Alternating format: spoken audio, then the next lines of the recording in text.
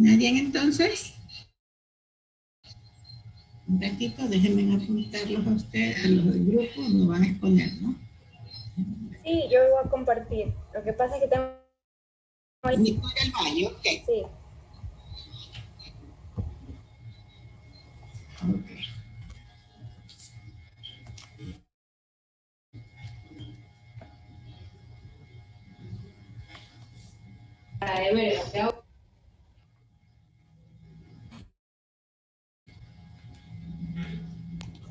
Doctora, disculpe, buenas tardes. ¿Sí me puede regalar solo 2 minutos que voy a hacer regreso? Voy a desactivar la cámara. 2 minutos, doctora, es de urgencia. Por favor.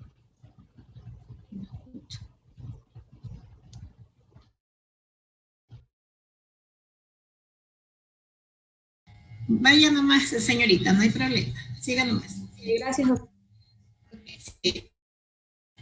Entonces, vamos a darle a la señorita del Valle mismo que está compartiendo que empiece, por favor.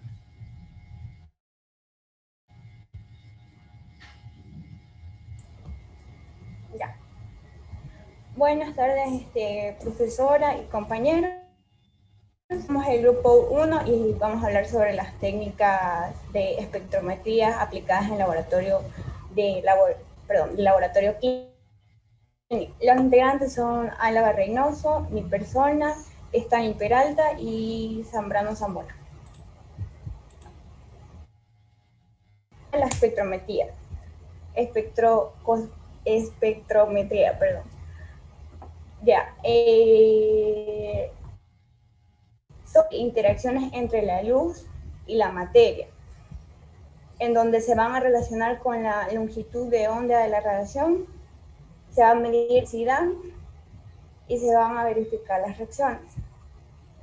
Se basan en las interacciones entre materia y energía, respondiendo de una característica al estimular una muestra con un tipo específico de energía.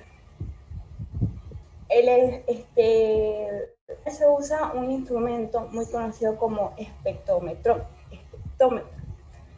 Es un instrumento muy usado para la evaluación de esta característica física en un rango determinado, es decir, se mide dentro de un espectro. Existen varias técnicas de espectrometría aplicadas en el laboratorio de análisis clínico. Esta es la más común, que es la espectrofotometría de luz visible o ultravioleta, que se utiliza la cantidad de luz que absorbe una sustancia química. Se usa la espectrometría de masas, que mide la masa, la carga de las partículas, permitiendo determinar su masa molar. La espectrometría de infrarrojo, se usa la radiación electromagnética que puede alterar el estado de rotación de los enlaces covalentes de orgánicas. La espectrometría RMN, que se aplica en el campo magnético a un núcleo atómico y pulsos frecuentes para caracterizar la frecuencia de la resonancia de ese núcleo atómico. Y la espectrometría Raman, técnica de análisis vibracional y de otros métodos de baja frecuencia en un sistema. Ahora vamos a hablar sobre las técnicas de turbidimetría y la nefolometría, que son dos técnicas relacionadas.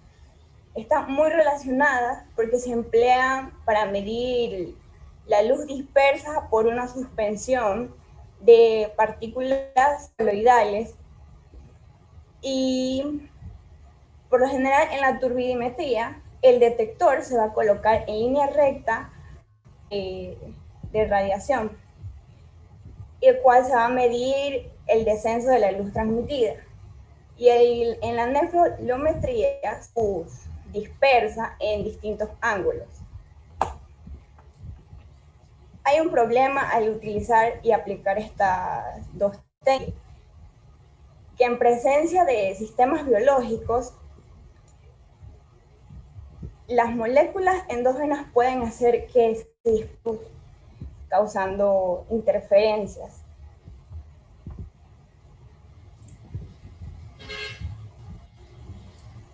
La elección entre la turbidimetría y la nefolometría es que la elección de estas técnicas va a depender de dónde y qué instrumentos se van a utilizar. Por ejemplo, la turbidimetría se suele utilizar para grandes concentraciones, partículas que dispersan la luz y que producen grandes descensos de la luz. En cambio, la nefolometría suele en pequeñas concentraciones de partículas, ya que esto va a generar una poca turbidez. Ok, muy amable, gracias.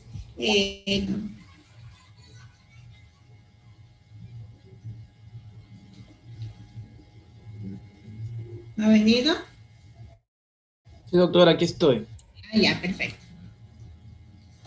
Disculpe la interrupción. Álava y Solís están en sala de espera. Ya lo dejaba esto. Doctora, disculpe, ¿continúo reafirmando lo que la compañera expuso o sigo con la siguiente? Lo de su compañero, sí. Ah, ya. No lo explicó muy bien ella, o sea, usted siga, por favor. Ya, con respecto a la exposición, habíamos dicho que la turbidimetría se usa para partículas de gran tamaño que dispersan la luz y la nefolometría se usan para partículas de menor tamaño. De esta misma manera, en esta técnica se usan para el análisis de proteínas, que son las que tienen menor tamaño, y también análisis de enzimas. Se puede también apreciar que otro factor fundamental para el ELICA es el tamaño de las partículas dispersoras, como ya hablamos anteriormente. Siguiente diapositiva.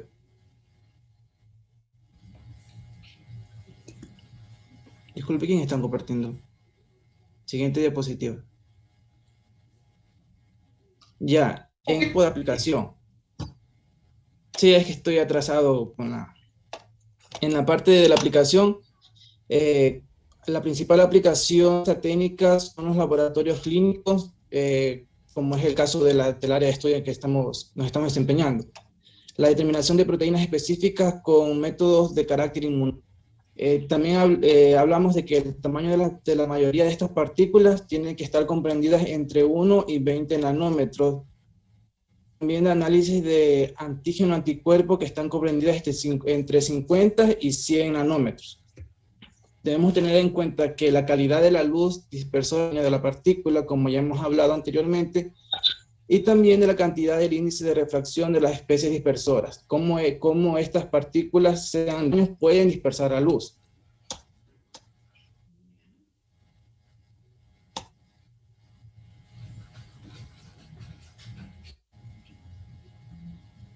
Siguiente diapositiva, por favor.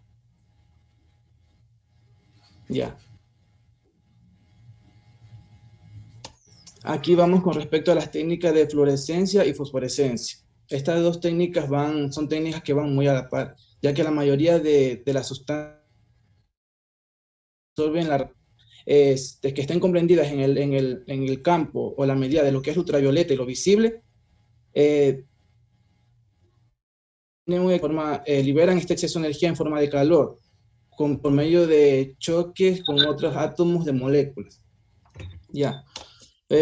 Puesto importante de sustancias que solo pierden en forma de calor una parte de su exceso de energía y eliminan el resto formando en forma de radiación.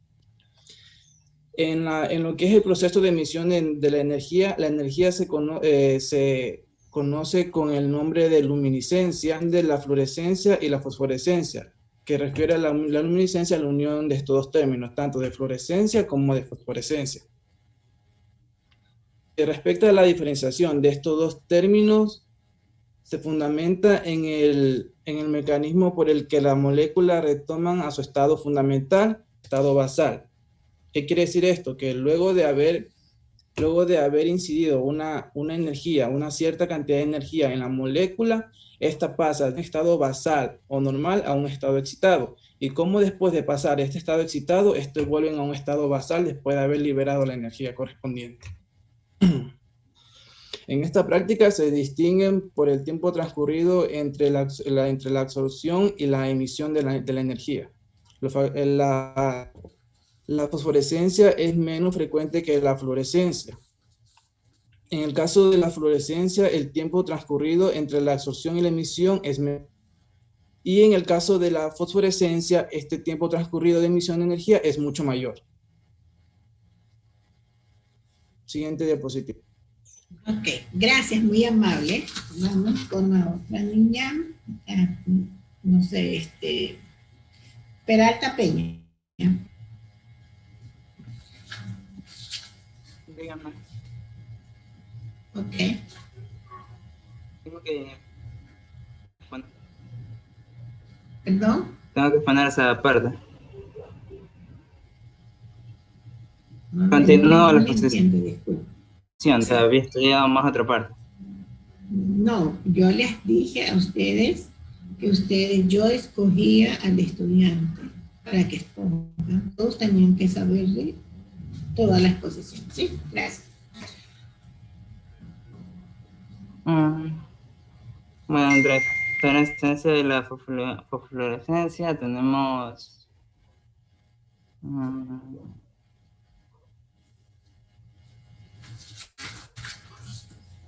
discúlpame, no venía preparado para este tema. Mejor déjame hacerlo nomás la nota. No quiero quedar mal.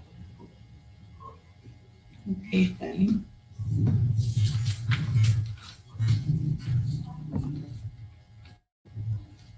Álava Reynoso.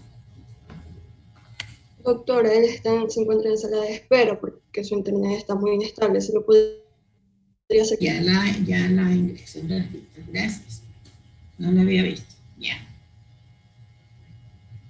Ok.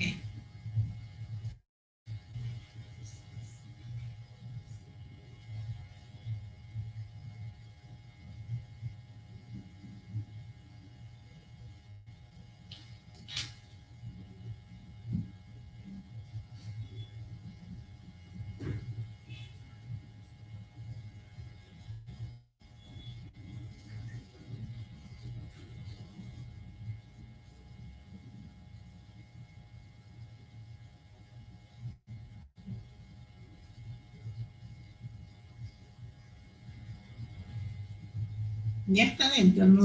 Doctora, tenía problemas de conectividad. El estudiante Isaac Álava. Ya. Sí, gracias, doctora. Ya. Muchas gracias. Ok, a la orden. Empiece, por favor. Ya, esa diapositiva. Ya. Claro. Ya. Dentro de las aplicaciones, pues, la espectrometría de fluorescencia en laboratorios clínicos. ¿Con qué fin? Bueno, para determinar los diversos compuestos químicos y las actividades enzimáticas en los medios biológicos. Encontramos las diferencias de la fluorescencia y de la fosforescencia. Una de ellas es que la fluorescencia tiene un tiempo de vida corto y la fosforescencia se mantiene después de haber acabado la irradiación. También en la fluorescencia tenemos la luz electromagnética UV con determinada. Y la fosforescencia pues se la hace en frío y mejora temperaturas altas. Siguiente diapositiva.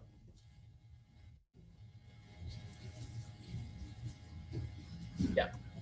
La quimioluminescencia, pues este es un inmunensayo que se basa en la luz asociada con la energía. La quimioluminescencia también se define también como la emisión de aquellos fotones de la luz asociada con la disipación de la energía.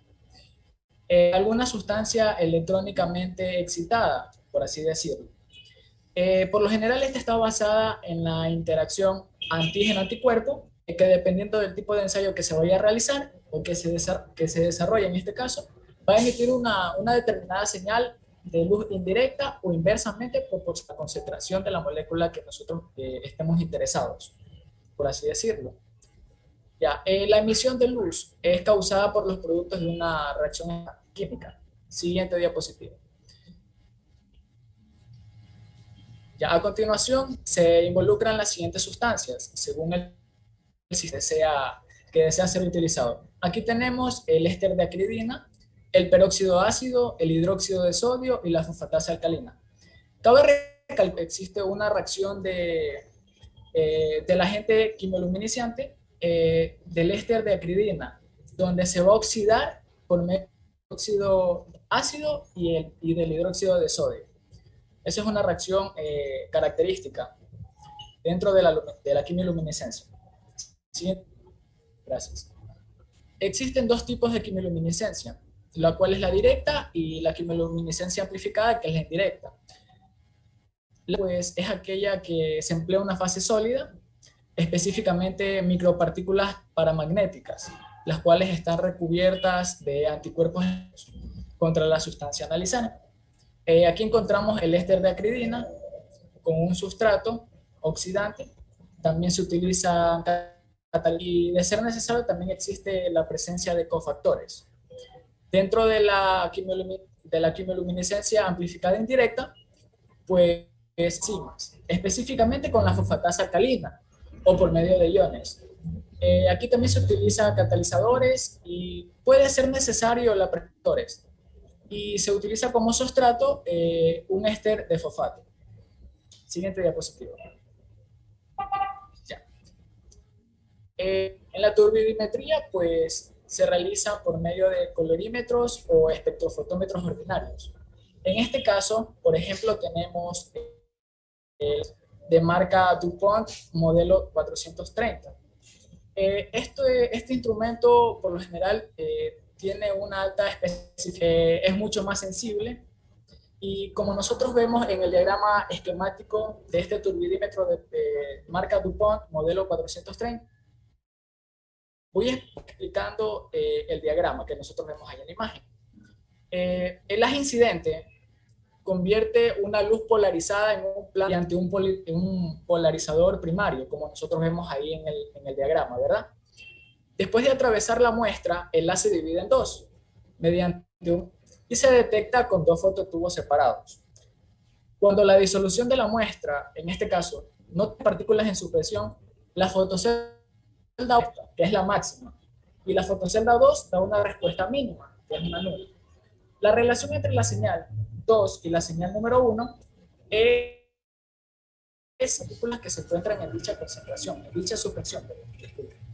Al aumentar la concentración de las partículas en suspensión en la muestra, fotocelda 2, y disminuye la de la fotocelda 1. Y por esta razón es que las dos señales permiten una medida sensible a dicha. ¿Sí? Siguiente diapositiva. Gracias. La nefilometría, como podemos ver ahí en la imagen, metro de microplaca.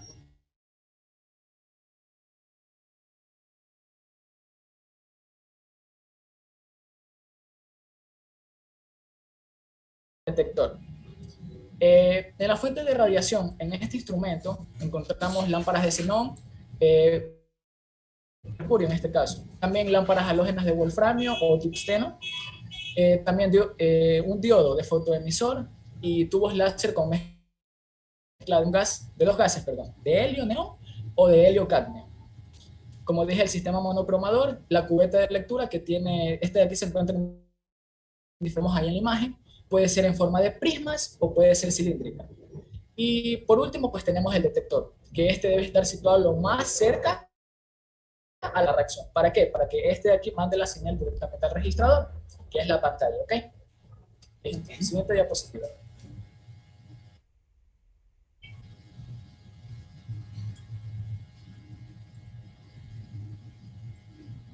Ya, la fluorescencia y la fosforencia. Decirte que de manera general, para medir la fosforencia y la fluorescencia, hay instrumentos similares, como por ejemplo se encuentra un espectrofotómetro de ultravioleta visible, ¿sí? A los cuales se le conoce como fluorómetros. Como nosotros podemos ver, hay un ejemplo, yo he puesto otro. También he puesto la representación esquemática del fluorómetro. También le voy a explicar lo que es el proceso, ¿no? El haz de la es de un filtro o un monocromador de excitación, como nosotros vemos, de la fuente hacia el filtro de excitación o monocromador.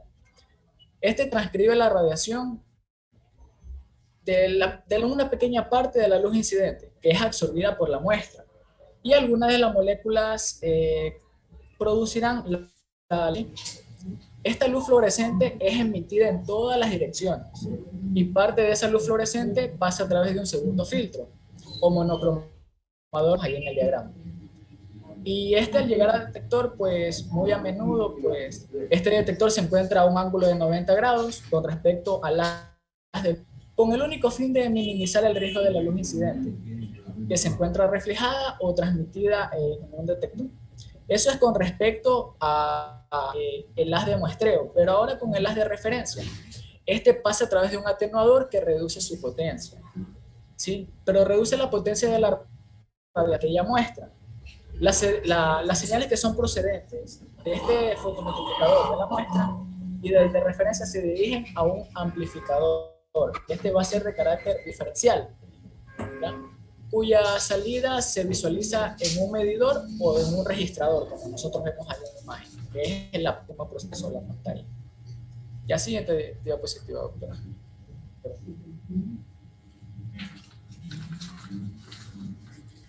Ya.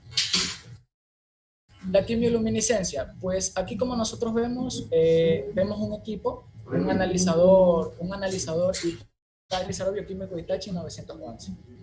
Este equipo posee dos unidades básicas, que es la unidad de control y la unidad de análisis. La de control, pues, está compuesta por el impresora y el teclado, cosas que nosotros podemos controlar. Pero ya en la unidad de análisis, esta está compuesta por sondas de succión, cubetas, se van a encontrar aquellas muestras que se van a realizar para el análisis, se van a buscar para el análisis, y la unidad óptica que se encuentra el fotómetro, sea un ion selectivo específico. En este equipo se van a muestrear sueros, plasmas, orina o siguiente diapositiva. Dentro de los factores que pueden alterar la relación de la absorbancia, tenemos como es la parte de la energía que incide en la muestra que puede ser absorbida por el solvente o la pared de la cubeta. La luz que incide no es totalmente monocromática y puede haber cierta dispersión de la energía. Esos son los tres puntos importantes. Para controlar dichos factores se realiza un blanco de todos aquellos elementos que componen la disolución de una sustancia problema. Siguiente diapositiva. Las interferencias por propiedades físicas de la solución. Bueno, están relacionadas directamente con la efectividad que la solución tenga, al ser transportada directamente a la llama, y son causadas por diferentes de dichas soluciones, como por ejemplo la viscosidad, la presión de vapor, la tensión superficial. Tenemos dos ejemplos muy importantes, las interferencias que se observan a la determinación del mercurio y del cobre en presencia de ácido fosfórico. ¿A qué se debe esto? El ácido fosfórico hace que la viscosidad de la solución aumente, disminuyendo la velocidad con la que ha sido aspirada y una fracción menor llega a la llama. Es por eso que se dice que se produce una absorción menor de la muestra. Pero en el caso de solventes orgánicos, estos producen interferencias debido a la eficiencia de un nebulizador por medio de una nebulización, ¿ya? Indicar que haya menos viscosidad, menor tensión superficial, lo que va a producir un aumento en la absorbancia. Ya. Listo. ¿Sigo con las preguntas? Sí. Ya. ¿Los elijo al azar o usted los elige? Yo me imagino que como grupo ustedes muy unidos tienen que tener preguntas. Elíjalos al azar. Al azar. No hay problema. Ya, okay. Ya. La primera pregunta es yoga. Ok. Ya, doctora, muchas gracias. ¿La pregunta es para todos en general o tendré que escoger a alguien o algo así? Pregúntenle. Pregunte usted a sus compañeros. Escoge, ¿no? Cualquiera que quiera contestar, porque igual. ¿Cuáles son los factores que pueden alterar la relación entre la absorbancia y la concentración de la sustancia problema?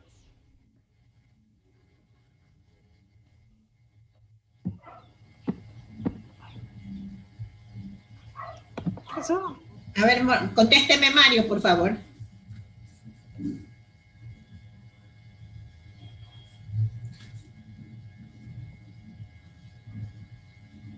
Hola, ¿se me escucha? ¿Se me escucha? Hola. Se escucha bajito, Mario. casi no se te escucha. Bueno, uno de los factores. Mario, sube el volumen un poquito. ¿Cómo lo subo el volumen?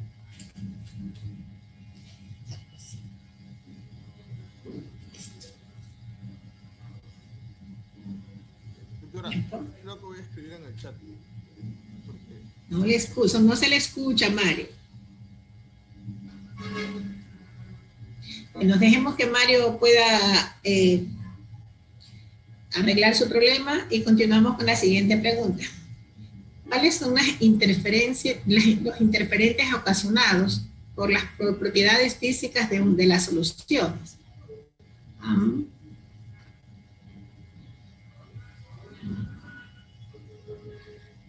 Carla Monsalva.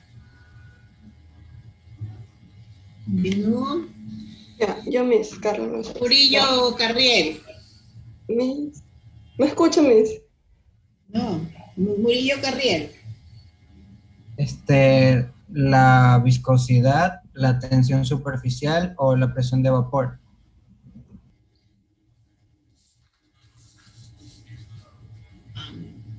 Peralta, siga preguntándoles, por favor. Y yo ya les hago 3 preguntas nomás. ¿Sí? Ok. ¿Cuántas? Sigue haciendo las preguntas, yo les voy a hacer 3 preguntas así. ¿Cuáles son los isótopos más comunes con los que se realiza? No le escucho bien. ¿Cuáles son los isótopos más comunes con los que se realiza la espectrometría RMN?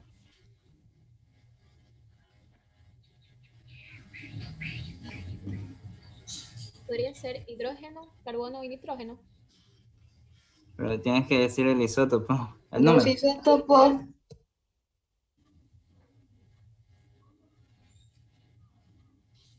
La luminescencia se basa en...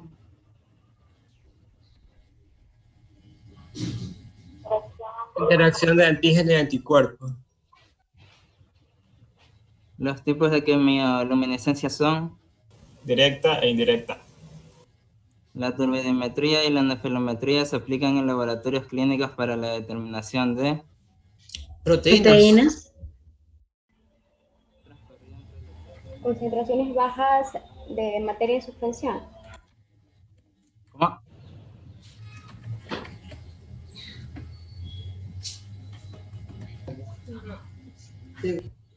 Bueno, el tiempo transcurrido entre la absorción y la emisión es mayor, entonces se habla de... Fluorescencia. Fosforescencia. Ya. Ok, déjenme contestar el chat. Exacto, Mario, sí, tiene toda la razón. Bueno, viene mi pregunta a ustedes. Me hablaron ustedes ahorita, acabaron de decir que en la quimioluminiscencia, ¿no, verdad? Ustedes pueden determinar proteínas, como cuáles, por ejemplo.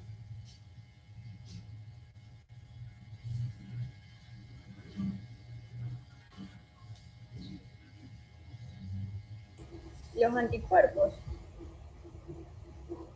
¿Cuáles? Hay altísimos anticuerpos y ustedes ya no están viendo actualmente inmunología. Por ejemplo, en las técnicas de... Es que aquí tenía un cuadrito y creo que mi compañero nos lo explicó. En la aplicación de la, por ejemplo, de la nefilometría y turbidimetría, en este cuadro están las principales, las más comunes proteínas que se suelen identificar por esas técnicas. Por ejemplo, aquí está la albúmina, están las inmunoglobulinas, están las transferinas. Y están los... inmunoglobulinas tenemos altísimas también. Sí, la A, la G, la M. O sea, son las más principales, las que encontré en el libro. Ya.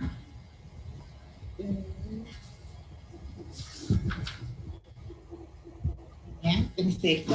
Ahora, ustedes... un ratito.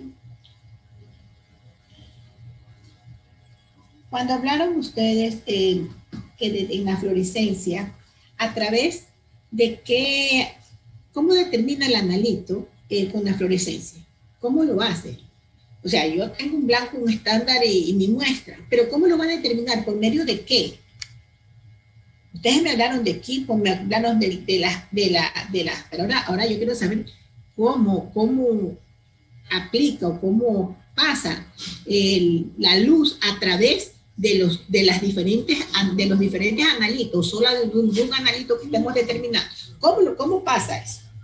Por método fotométrico, espectro fotométrico. ¿Cómo pasa eso?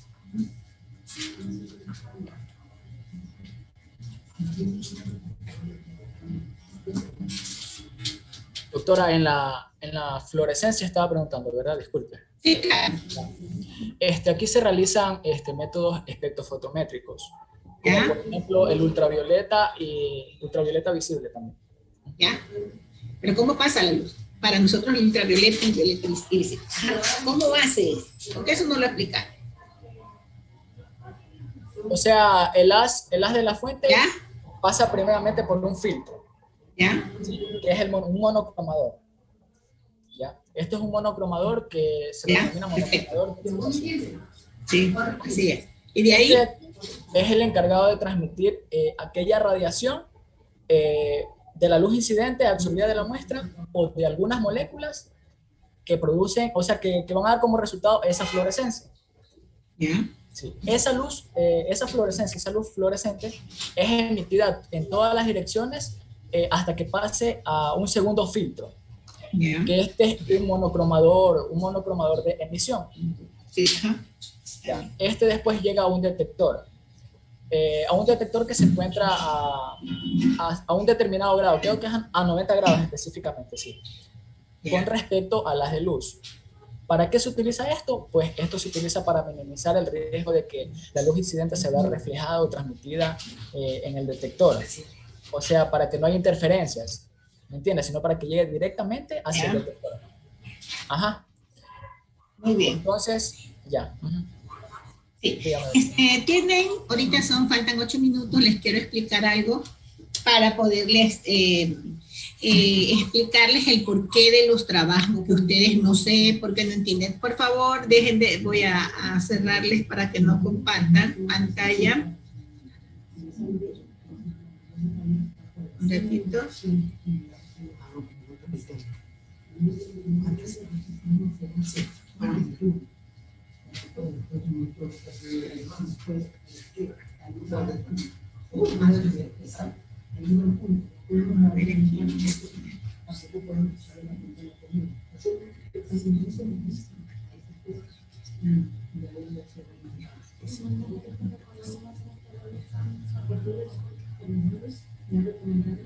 Me devuelve la niña para poder yo compartir la pantalla porque quiero poderles compartir el trabajo, por qué los trabajos son así. ¿Sí? Bueno, vamos a ver si puedo compartirla.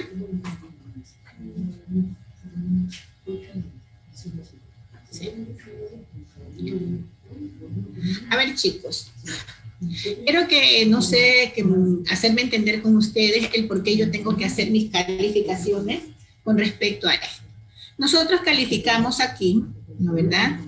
De acuerdo a lo que nos dan las actas. Yo tengo en gestión autónoma, en teoría, tengo los usos de acervo bibliográfico, o sea que son las investigaciones, talleres, lecciones u otros. Deberes y portafolio, es el segundo en autónomo, ¿sí? Y el siguiente, no lo tengo, no lo he hecho todavía con usted, la participación en clases, los informes y los usos bibliográficos. Perdónenme un ratito que no estoy en el de ustedes. Estoy armando primero el de ustedes. Aquí está. Gestión teórica. A ver, aquí tenemos gestión formativa teórica, eventos académicos, análisis de caso y lecciones. En teórica, tenemos seminarios, exposiciones, mapas conceptuales. Significa que aquí ustedes tienen por seminario 2 puntos, por mapa, por exposiciones 2 puntos, por mapas conceptuales. No pueden haber seminarios, van los 2 puntos por 2 veces, por 2 exposiciones que no lo vamos a alcanzar. Cuando les mande un solo mapa un mapa semántico, u otros, todo va sumando 2, 2, 2, 2 y lo divido para la misma cantidad que tengo. Por ejemplo, aquí tengo que hacer todavía ¿cómo es que se llama? Una columna. Entonces todo esto sumo y aquí le pongo en esta otra columna el total. Entonces divido 2, 2, 2, 2 dividido para 5 me da ¿cuánto? Si ustedes tienen 2, 2, 2 dividido para 5, pues me va a dar igual a 2, porque 2 más 2 más 2 más 2 dividido para 5 me va a dar igual el 2. Pero dependiendo de la calificación que tenga, todo va a sumar. El semestre pasado, que aunque muchos han hablado cosas, el semestre pasado yo no alcancé a tomar lecciones. Les puse, dependiendo de la actuación de los estudiantes, iba poniéndole. Les regalé desde 1.5, porque no les tomé lección en su caso. Si se les va a tomar la lección, ya estoy preparándolos, ya estoy viendo sus temas. Ustedes me van a dar los temas para las lecciones y dos o tres preguntas mías, ¿no? Esto en talleres, deberes u otros, yo normalmente esto le suma un punto en actuación, un punto en actuación, un punto en deberes, todo esto les va a sumar 5 puntos, ¿sí? Teórico. Por eso, aunque ustedes digan que es mucho trabajo, yo tengo que cumplir con esto, porque estas son las notas en que tengo que poner. En práctica, uso de acervos bibliográficos, talleres u otros. Aquí vienen las exposiciones, deberes y portafolio, todas las investigaciones que manden. Participación en clase y los informes, todo así. ¿Estamos claros?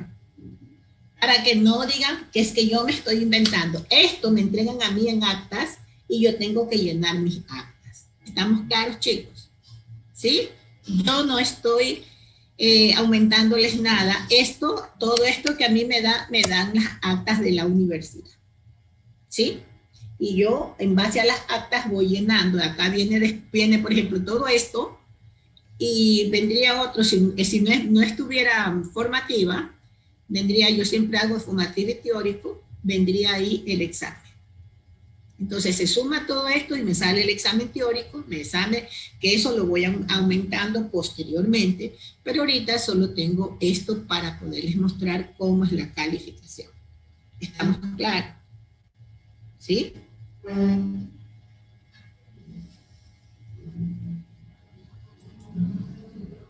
Ok, tienen unos 2 o 3 minutitos, descansen ahorita, no importa si cierran pantalla para entrar a la clase práctica. Gracias, chicos, los espero ya mismo. No puedo cerrarles la pantalla, no puedo cerrarles porque en realidad suenan las horas seguidas y si les cierro ustedes vuelven a salir del show. Entonces 5 minutitos tienen como para que refresquen.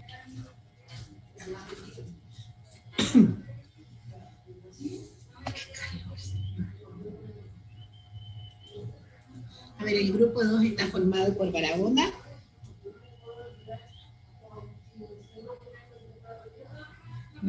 Vargas, Cuello Choes, Miranda Hernández, un ratito, y Rodríguez Torres. Ok.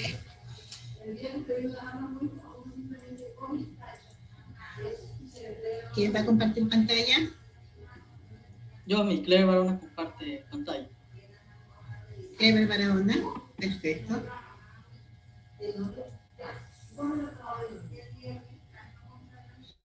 Comparta, por favor.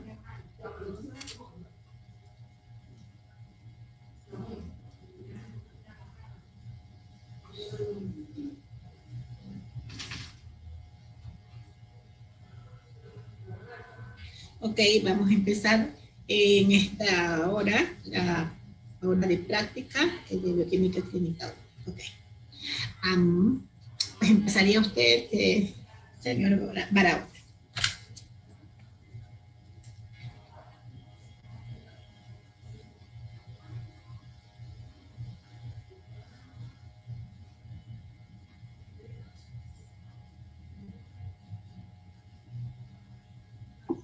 Clever, disculpa, tienes desactivado el micrófono, por si acaso.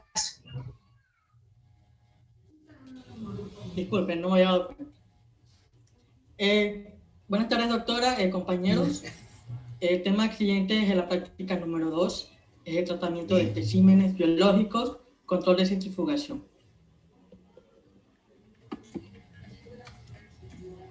Ya, en este caso, como introducción a la práctica, tenemos que esta investigación permite al estudiante indagar las fuentes bibliográficas confiables sobre los métodos de obtención de procesamiento de distintos especímenes biológicos analizados en un laboratorio clínico, tales como la sangre, las heces, la orina, la saliva, etc. Así como en consulta de distintos tipos de centrífugas y sus aplicaciones. Y finalmente se realiza un enfoque explicativo a la aplicación del nomograma y fuerza centrífuga relativa necesaria para determinar la fuerza necesaria que ocurra en la separación de determinados componentes de una muestra.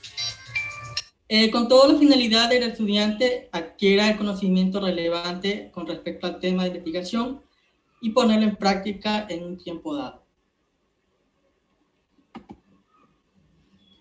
Bueno, como objetivo, en este caso tenemos el objetivo general, que es adquirir conocimientos sobre los diferentes tratamientos de especímenes biológicos y sobre el control adecuado de la centrífuga, mediante la determinación de la FCR usando el nomograma y aplicando los cálculos.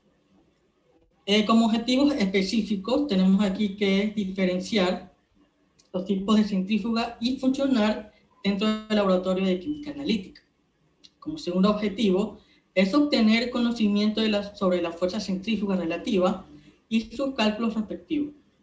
Tercero, también tenemos que aprender el correcto manejo del nomograma para la determinación de la fuerza centrífuga relativa a la velocidad de RPM y el radio de rotación. Ya.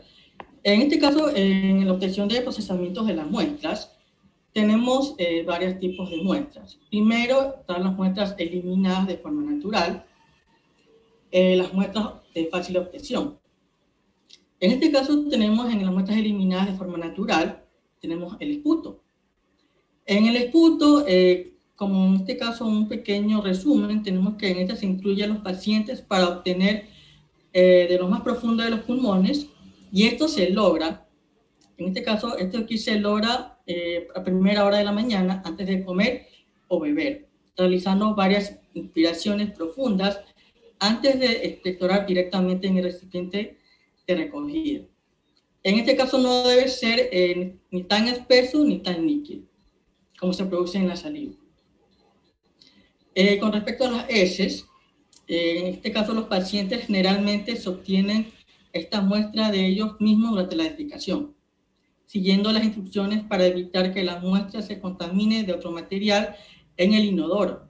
Dependiendo del tipo de prueba, se les recomienda evitar algunos alimentos días previos de la obtención de esta muestra. En la orina, la mayoría de las muestras de orina se obtienen al orinar el paciente en un recipiente, para evitar que la muestra se contamine con materiales ajenos a las vías urinarias. En la saliva, en este caso la saliva, esta muestra se puede obtener mediante un hisopo. Si se necesita un volumen mayor para la prueba, los pacientes deberán escupir en un recipiente sin generar esputo. En el semen, los pacientes deben eyacular en un contenedor especial, evitando lubricantes o cualquier tipo de preservativo. Por lo general, deben abstenerse de eyacular, si es posible, 7 días antes de la obtención de la muestra. En el tipo de muestras de fácil obtención, tenemos la nariz y garganta, las heridas abiertas y tejidos del sistema reproductivo femenino. En donde en el tejido del sistema reproductivo femenino, las secreciones de esta zona se pueden tomar con un simple pasado de hisopo.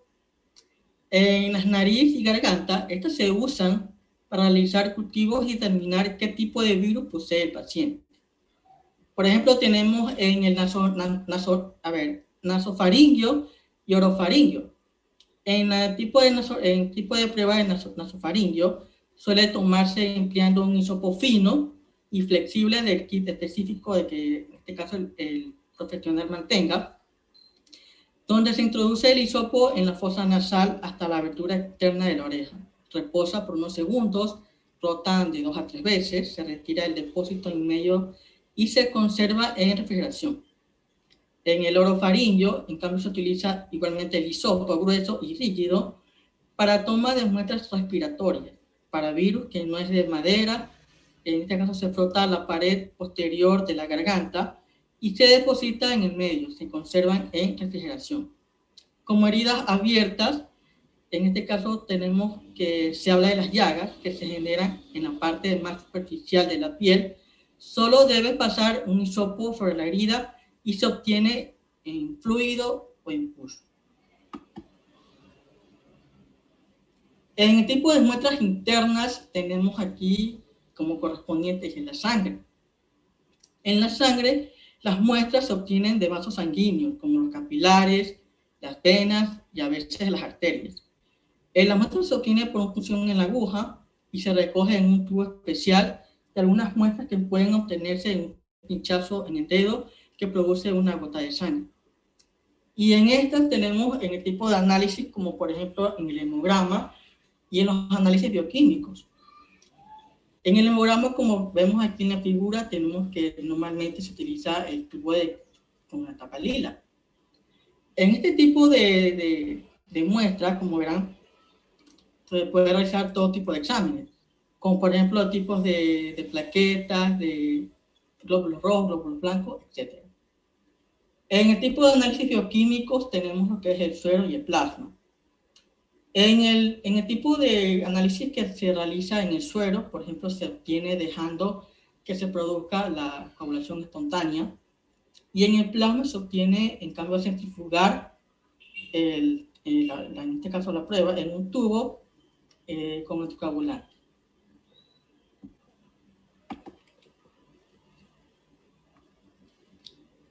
Continuando, tenemos lo que es la centrífuga. En este caso, la centrífuga... muchas gracias, Clever. Me toca Miranda, por favor.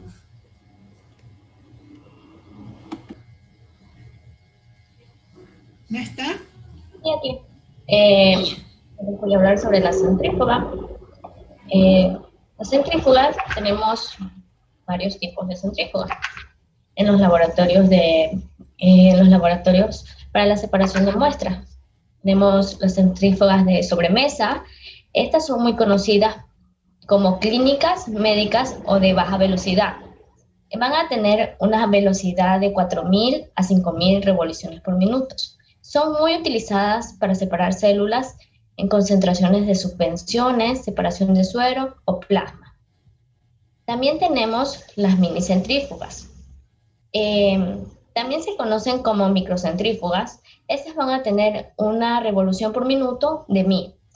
También pueden ser superiores a estas. Son muy usados en biología molecular y estos van a emplear tubos Eppendorf de 0.2 milímetros a 0.5 milímetros. Otro tipo de centrífugas que tenemos son las centrífugas de alta velocidad. Poseen un sistema de vacío para no calentar el rotor. También cuenta con condensadores y compresores para controlar la temperatura. Son muy usadas en la separación de fracciones celulares, pero no va a separar ribosomas, virus ni macromoléculas. Este va a alcanzar una velocidad por minuto de 18.000 a 25.000. También tenemos las ultracentrífugas. Las ultracentrífugas poseen un sistema de auxiliar de refrigeraciones para el rotor y motor. Esta va a permitir separar proteínas pequeñas. Va a superar velocidades de 50.000 revoluciones por minuto. Pueden usarse para análisis o para separar muestras. Siguiente diapositiva, por favor.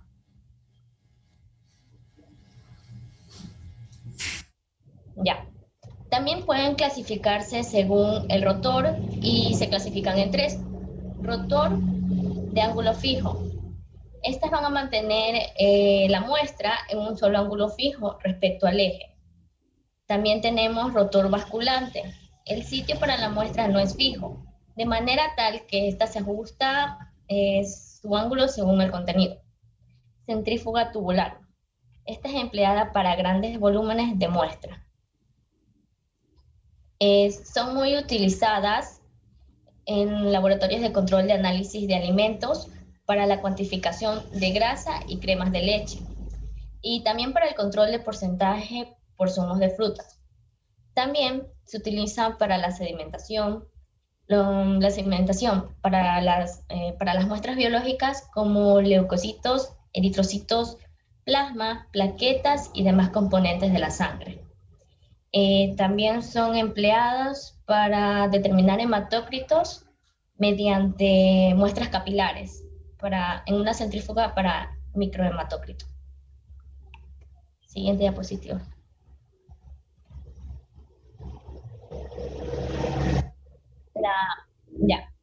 Sobre las centrífugas tenemos la fuerza centrífuga relativa. ¿Qué es esto? Se preguntarán. La fuerza centrífuga relativa, o fuerza G, es la cantidad de aceleración que se aplicará en la muestra. Esta va a depender de las revoluciones por minutos, RPM, y del radio del rotor. No puedo señalar. Bueno, ahí está el producto de 0,00001118 por R, que va a ser el radio del rotor, y N, que va a ser el número de revoluciones por minutos. Los distintos rotores tienen radios diferentes y asimismo las velocidades diferentes, pero las centrífugas siempre van a obtener la misma FCR, que sería la fuerza centrífuga relativa. La velocidad y el tiempo de centrifugación son los elementos claves en la separación de los componentes. Pueden variar según la centrífuga también y de la posición del cabezal. La velocidad va a depender de la estabilidad y de la adecuada fuerza eléctrica. Ya, aquí les voy a hablar un poco sobre el funcionamiento de esta, ¿no? Siempre que una centrífuga esté funcionando a altas velocidades, el cabezal y las copas desarrollan una fuerza de gravedad, tanto así que van a tratar miles de libras. Debido a esto, las copas que esta tiene, la centrífuga, tienen que tener igual peso, porque ¿qué puede pasar? Puede dañar la máquina, o también va a ocurrir vibraciones y la separación de estos componentes va a desvariar, o sea que no va a dar un correcto balanceo. Y el balanceo y el equilibrio se puede dar fácilmente mediante discos de goma o material no punzocortante de distintos pesos. No debe utilizarse ni agua, municiones ni otros materiales rígidos, porque pueden romper la bolsa. Por otro lado, tanto el agua como dichos materiales se desplazan durante la aceleración y produciendo resuspensión de las células. Siguiente diapositiva. Sí, no, ahí nomás, un ratito, espérame un momentito, ahí nomás. Ya, gracias, muy amable, mira. Un ratito, por favor.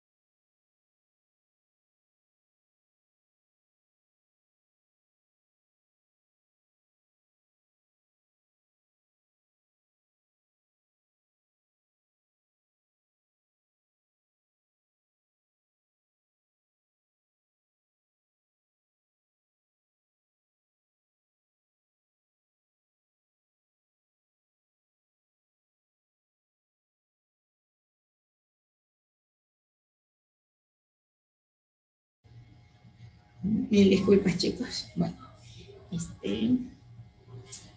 cuello. ¿Listo? Buenas tardes, doctora y compañeros. Muy buenas tardes. Sí, continúe.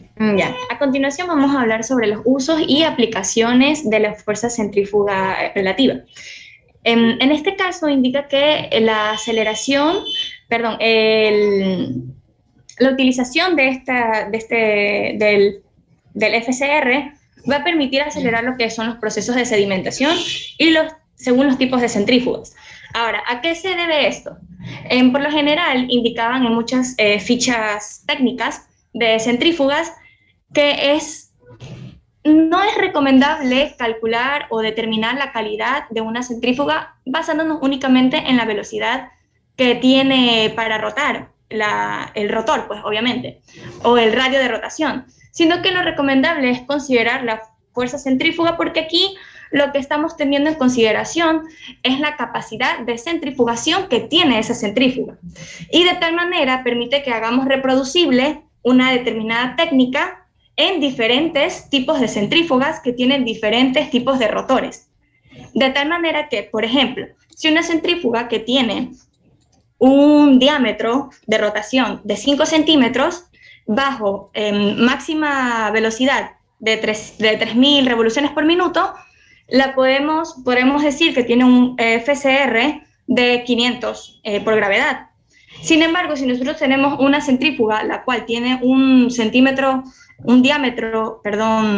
radio de rotación mayor, digamos que de 15 centímetros, bajo la misma velocidad, en realidad va a tener una capacidad o un FCR mayor. Entonces lo que se utiliza aquí es modular entre el radio y vendría a ser también las velocidades, ¿ya? Ahora, también se lo puede utilizar, y es importante, la centrifugación en lo que es el análisis de la calidad de diferentes productos alimenticios. En este caso, pues aquí mencionamos sobre la elaboración de jugos cítricos, porque aquí se determina el porcentaje de ciertos componentes en suspensión que se encuentran con respecto al zumo, y también en lo que es la elaboración de aceite de oliva, o en este caso menciona también lo que son las aceitunas, que es lo mismo. Y menciona también sobre la cantidad que pueda tener de lo que vendría a ser la pepita, que tiene el mismo y demás trazas. Ahora, la siguiente diapositiva, por favor. En cuanto a los nomogramas son un instrumento gráfico de cálculos en la resolución de ecuaciones. Sin embargo, en este caso, el nomograma lo que permite es evitar la utilización de las ecuaciones y basarnos únicamente en lo que vendría a ser la representación gráfica, donde utilizan lo que son escalas paralelas, en donde indican mediante líneas rectas lo que vendrían a ser las variables, que nos van a dar las distintas variables para un determinado resultado. También se lo considera como un ábaco o nomógrafo, y se puede utilizar para establecer diferentes variables de funciones de ecuaciones en una sola gráfica, y evitar, pues como dije anteriormente, la realización de cálculos. Ahora, en nuestro caso, lo que hacemos, puede seguir a la siguiente diapositiva, por favor, ya que se puede observar mejor la imagen. Aquí tenemos lo que son ciertos resultados obtenidos en los que se muestra un nomograma. En este caso, aquí lo que vamos a tener en la primera variable sería el radio de rotación, ¿ya? En la segunda tenemos lo que vendría a ser la fuerza centrífuga relativa, y en el último tendríamos la velocidad en revoluciones por minuto. De tal manera que en el nomograma lo que vamos a utilizar es una regla donde vamos a conectar el punto de los radios, que se mide en centímetros, aunque también en ciertas bibliografías mencionan que se mide en pulgadas o en milímetros, y vamos a conectarlo con la velocidad que se expresa en revoluciones por minuto. Entonces, nosotros al trazar esa línea, vamos a notar que hay una intersección en el eje de la fuerza centrífuga relativa. Y ese vendría a ser el valor con respecto a la gravedad. En este caso, no se logra ver muy claro, pero cuando tracen ese punto, justo en el punto, bueno, en el que se da la intersección, ese vendría a ser el FCR. Y aunque se lo recomienda bastante, en algunas bibliografías mencionan que es preferible, bueno, realizar los cálculos porque son mucho más precisos. Porque en realidad el nomograma lo que hace es darnos un valor aproximado, pero en realidad no es el certero, el preciso, ¿ya? Y para eso, pues aquí tenemos lo que son los cálculos. Las fórmulas se suelen utilizar dos principalmente, en donde tenemos que G, que vendría a ser la fuerza centrífuga relativa, también conocida como la fuerza G, que igual ya mencionó nuestra compañera, y esta vendría a ser la aceleración gravitatoria, ¿ya? Tenemos que esta es igual al valor del valor gravitatorio de la gravedad, que vendría a ser el 1,118 por 10 a la menos i. Esto vendría a multiplicarse por el radio, y esto se multiplica vuelta con la velocidad en revoluciones por minuto al cuadrado. Y también tenemos la segunda fórmula, que también tiene las constantes. En este caso las expresa pues de una forma distinta, pero los valores van a ser iguales. Igualmente yo en la siguiente diapositiva pues tenemos un ejemplo para que lo entiendan mucho mejor y que no estén perdidos con respecto a los cálculos. En este ejemplo que tenemos aquí nos dice, si se cuenta con un radio de rotación de 10 centímetros y una velocidad de 3000, ¿cuál será la fuerza centrífuga relativa? En este caso lo que estamos considerando es, voy a hacer los cálculos en este momento, vamos a multiplicar en este caso los 0,0001118 por los 10 centímetros, que es el radio, y por las 3000 revoluciones por minuto. Si es que alguno quiere participar, lo puede realizar para que veamos, igual, uno puede aplicar la primera fórmula y otro puede aplicar la otra fórmula para que vean que igual va a salir el mismo valor. Y mientras tanto, pues yo les voy explicando lo que también se expresa en el siguiente nomograma. En el nomograma que tenemos aquí, si pueden observar, me indican, tenemos el punto inicial, que es 10, en cuanto al radio de rotación. Y este lo está conectando con las revoluciones por minuto en 3000. Y si nos damos cuenta, realiza una intersección en la fuerza centrífuga relativa de 1000. Ahora, en sus cálculos, cuando ya realizan la fórmula, la fuerza centrífuga relativa que les va a salir va a ser alrededor de 106.5, si mal no me equivoco. Igual ahorita lo estoy calculando por 10 y por 3000.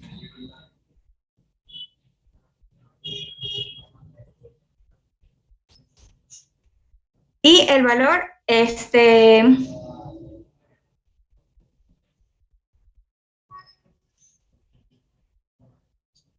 sí, sale 1006.2, ¿ya? Ahora, aquí podemos notar la diferencia, que en el nomograma obtuvimos un valor, sí es cercano, pero no es el certero.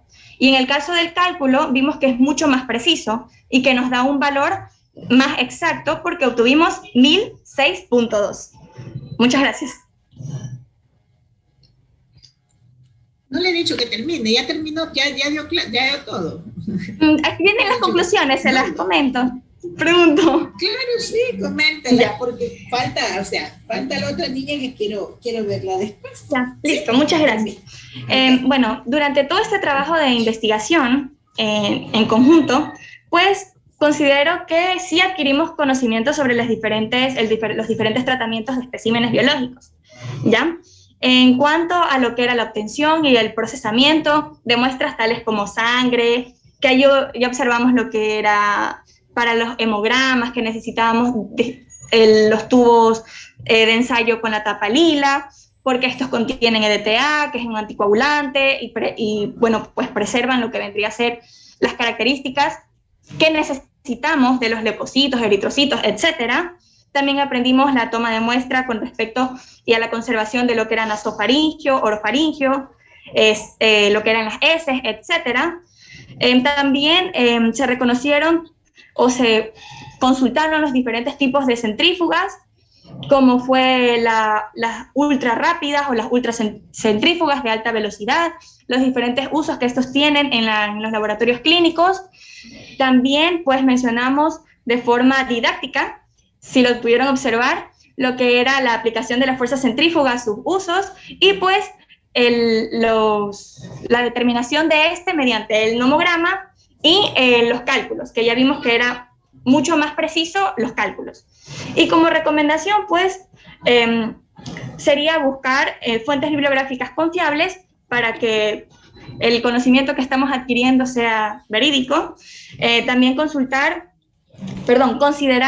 las medidas necesarias para lo que es la obtención y el procesamiento de las muestras, como es la temperatura a la cual se deben llevar o se deben transportar hasta la llegada al laboratorio, considerar la forma adecuada de tomar la muestra, etcétera, y pues conocer lo que son las partes de un nomograma, en nuestro caso importante, para obtener lo que son los valores de fuerza centrífuga relativa.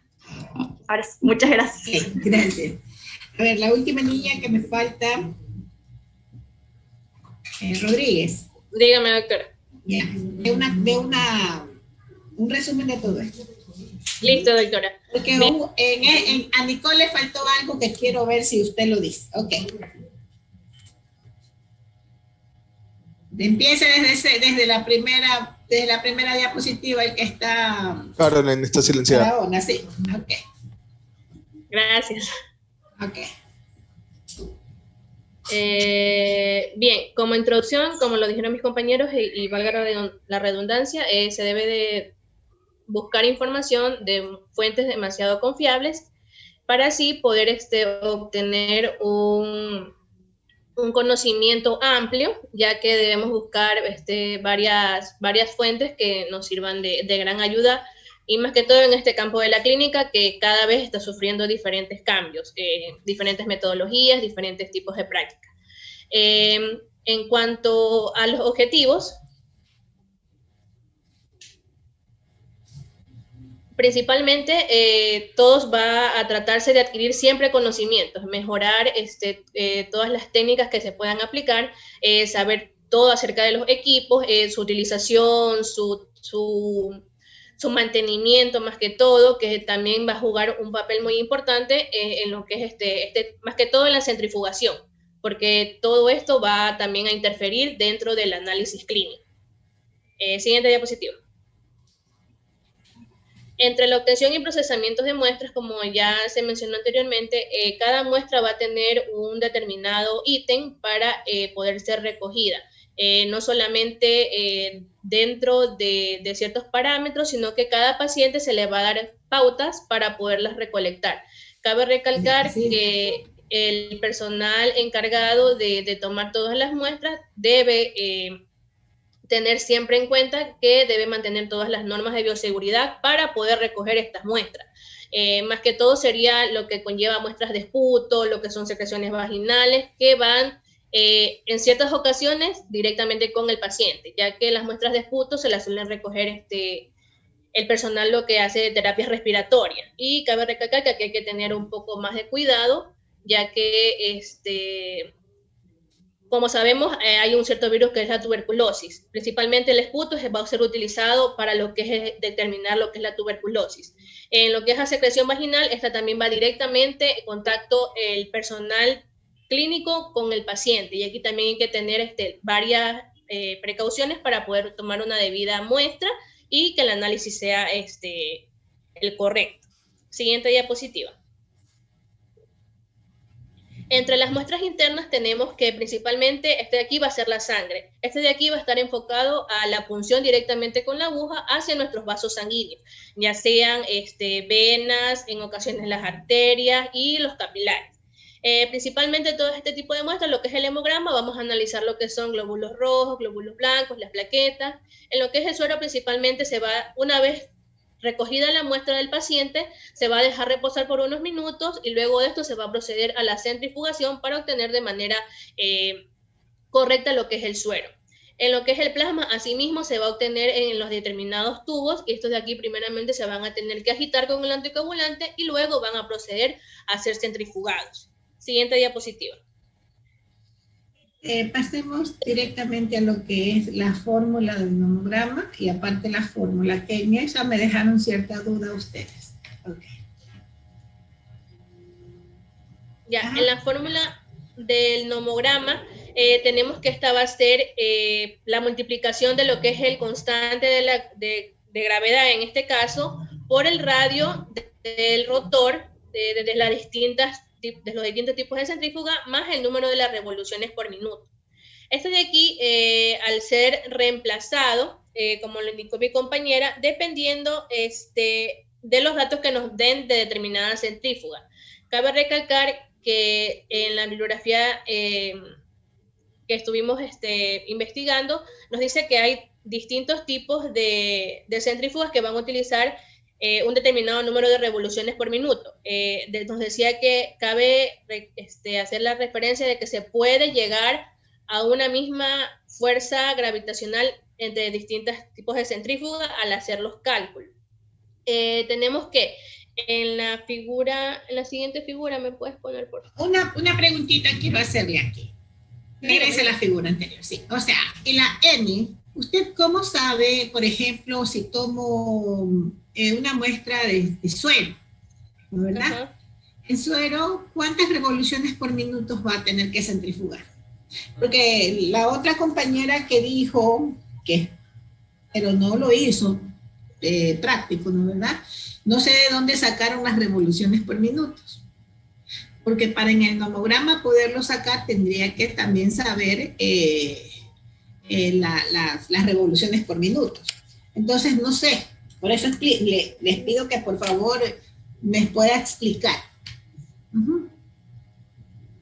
La fórmula está bien, pero me llama la atención que cómo lo sacó en la fuerza centrífuga, las revoluciones por minutos, cuando se busca siempre en las guías, en las guías de control de calidad, en las que nosotros buscamos en las guías de centrifugación, o bien la fuerza centrífuga relativa, para poder decir que nuestra fuerza G era tantas revoluciones por minuto, que es lo que queremos determinar en realidad. Claro. ¿Me hago entender? Sí, doctor. Déjenme ver.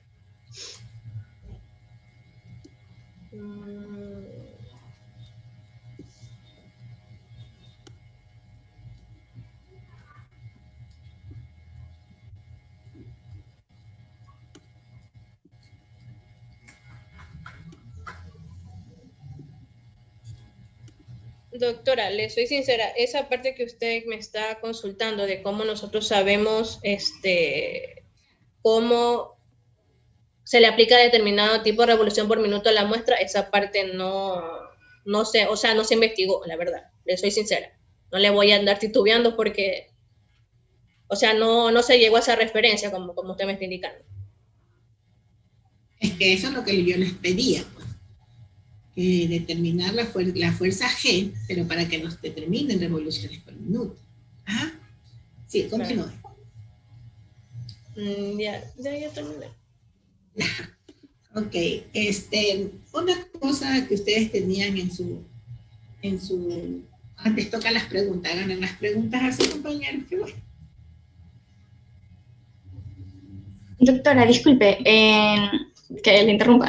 En este caso, el ejemplo que mencioné hace un momento, en realidad era un ejemplo de explicación, pero en realidad no consultamos, por ejemplo, en el caso del suero o del plasma, cuál es la revolución por minuto que se debe realizar para... para obtener la fuerza centrífuga relativa. Sin embargo, en cuanto al suero, se suele, si mal no me equivoco, se suele utilizar entre 2.500 revoluciones por minuto hasta 3.000, si mal no me equivoco. La verdad no estoy segura porque eso en práctica no lo hemos realizado. O sea, y de allí... Es que no es la práctica, es simplemente buscarlo en bibliografías. O sea, eso era la investigación de ustedes. Ajá. Sí, eso viene dentro de lo que yo les puse, las guías que busquen el suero, plasma, orina, que las busquen en las guías metodológicas de control de calidad de centrífugas. Eso estaba puesto, sí les puse. Listo, doctora. Puedan explicarle a sus compañeros. Por eso es que me llamaba la atención que me pudieran hacer un nomograma, si conocen, bueno, lo que se conoce a nivel de lo que es centrífuga, el radio, dependiendo de las centrífugas también, pueden haber unas de 5, o sea, yo les había puesto de 10.2, bueno, no, a ustedes no, a los otros compañeros, porque en realidad ese era el radio de las centrífugas de la universidad. Por ejemplo, las centrífugas de nosotros aquí en el laboratorio, el radio es de 6, entonces van a haber variaciones, ¿no, verdad? Para poder yo decir a cuántas revoluciones por minuto yo determino mi fuerza G. Pero yo tengo que buscar las guías de mi suero, de mi plasma y de mi orina. Bueno, eso ustedes tendrán que buscarlo y verlo a nivel de lo que es el normograma. Perdón, déjenme verlo.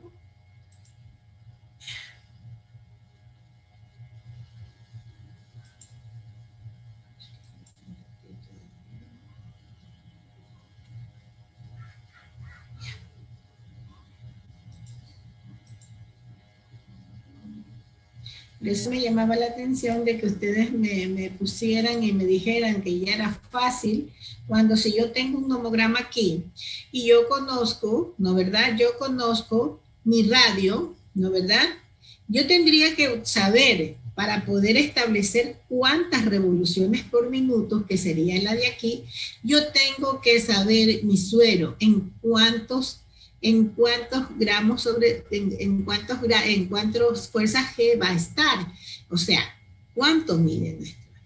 Puede ser que mida 800, 500, 700, 1000. Eso tienen que buscarlo para el informe. Suero, plasma y orina. ¿Sí? Para que ustedes puedan trabajar con esto. Porque es fácil. Por ejemplo, porque ustedes van a hacer plasma, orina y líquido cefalorraquídeo. Por ejemplo, yo digo que el suero es un valor de 800. Yo me voy a ubicar más o menos por aquí, mi valor de 800. Y mi radio es de 10.5. Aquí, en esta de aquí, yo tengo 50. Yo en este nomograma no lo podría hacer, pero si yo digo que, bueno, mi centrífuga, al ser más grande, adquiriría o me daría mayor velocidad o menor velocidad. Disculpe, ¿puede repetir? Si yo tengo una centrífuga mucho más grande con un radio de 50, esta centrífuga me daría mayor velocidad o menor velocidad, o igual velocidad que la centrífuga de base. ¿Cómo sería? En este caso sería mayor porque tiene un radio mucho más grande. Solo por el radio. Considerando el radio y por la velocidad en la que tiene.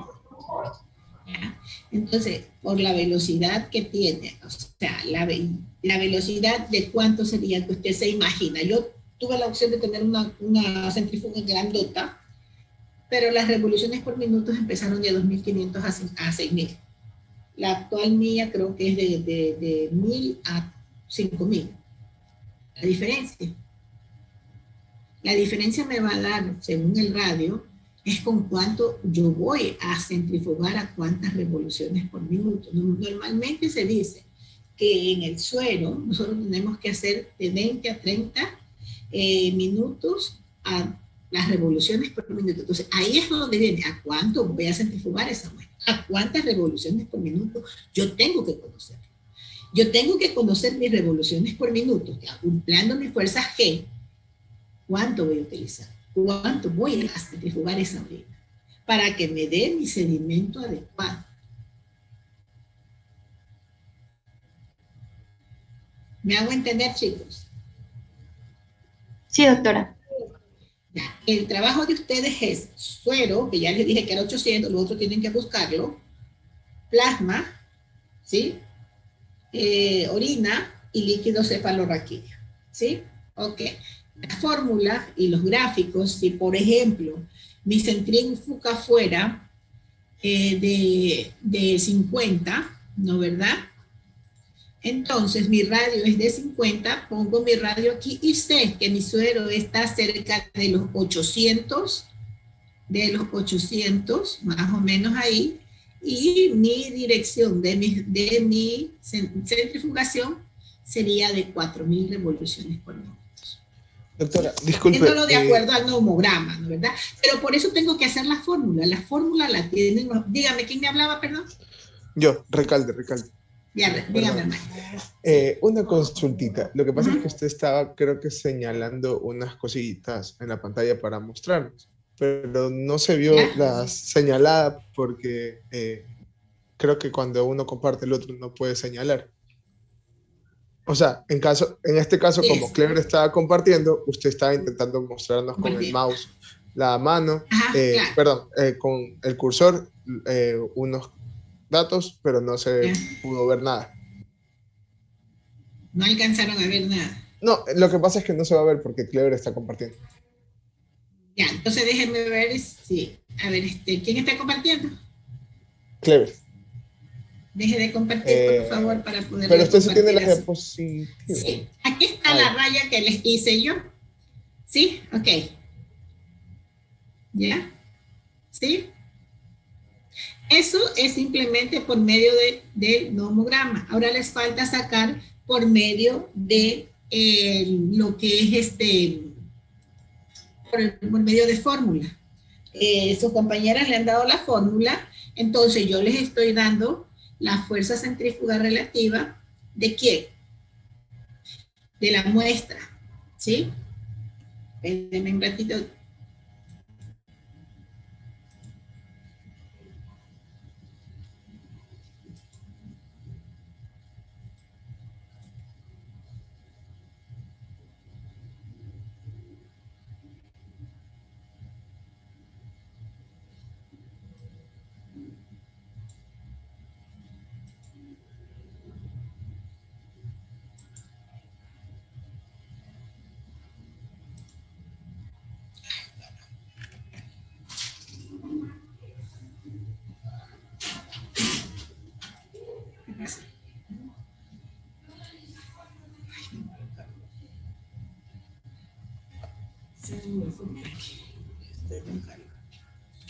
Voy a compartir pantalla para poderles mostrar a ustedes. Ok, aquí tenemos nuestra fórmula. G es igual a 1.18 por 10 a la menos 5, como tenían sus compañeras, por R y por S. ¿S qué sería? Las revoluciones por minuto, ¿no verdad? La R, ya saben que es la radio. Esto es una constante de 1.18 por 10 a la menos 5, ¿sí? Esa es una constante. ¿Cómo van a sacar? Nosotros sabemos que nuestra fuerza G, de acuerdo a nuestras guías, conocemos que nuestro plasma es de 800. O sea, hacemos nuestro reemplazo y nuestros despejes y nos va a quedar. Entonces, nos va a quedar de acuerdo a la ecuación por el nomograma y por ecuación, ¿no verdad? De acuerdo al nomograma fue el que hicimos anteriormente y de acuerdo a la ecuación tenemos que hacer. Despejamos y le hacemos. Fuerza G es igual. ¿Cuánto es nuestra fuerza G? 800 en nuestro plasma, ¿sí? Por la constante y por la radio. Y esto igual nos va a dar a nuestras revoluciones por minutos. Entonces, si nosotros hacemos todo nuestro trabajo, nos va a dar 2.68 revoluciones por minuto. Eso es lo que tenemos que sacar. Ok, ustedes tienen que buscar para hacer su informe suero, ya está el plasma, suero, orina y líquidos. En orina no eran 400. ¿Perdón? En orina. No lo sé, 400. tienen que buscarlo. Tienen que buscarlo. Sí lo sé, pero eso es trabajo ya de ustedes, chicos. Ok, chicos, el deber está subido para el día viernes, el de teoría de 3 a 4 y el de práctica de 4 a 5. Estén pendientes en el Moodle porque les voy a subir los dos grupos que van a dar el lunes. Teoría, eso sí, la investigación, aclaro, ya van a tener tiempo, la investigación es para todos, porque yo les estoy mostrando cómo estoy calificando. Si no hay investigación, tendremos 0. ¿Estamos claros? Estoy mostrándoles que no soy yo la que les estoy poniendo. Son simplemente parámetros que nos da, que de acuerdo a eso nos dan las actas. Y de igual de esa forma yo estoy calificando. ¿Sí? Ok, chicos, nos vemos la próxima semana. Dios los bendiga. Muchas gracias por la atención. Hasta el lunes. Doctora, una consulta, disculpe, antes de que se vaya. Esto que está, que nos enseñó aquí, lo hacemos para el informe, ¿verdad? El informe 2. Claro, en el informe. Claro, el informe 2, que les voy a cambiar la hoja del informe 2 porque quiero que la hagan como debe de hacerse, ¿sí? Y hoy o mañana se los estoy cambiando el informe, porque el informe lo suben el viernes, ¿sí? Ok. Trabajen hasta mientras y lo otro lo cambian. Pasen bien, tengan buenas tardes. Doctora, disculpe. La asignación de la práctica 2 está para el jueves, no para el viernes. El jueves. Sí. Ya yo se las cambio, no hay problema. Ya, no, es que para el jueves, no, escúcheme. Para el jueves está la práctica y para el viernes tienen una investigación. ¿Sí? Ok. Listo. Cuídense, Gracias. Chao, chao.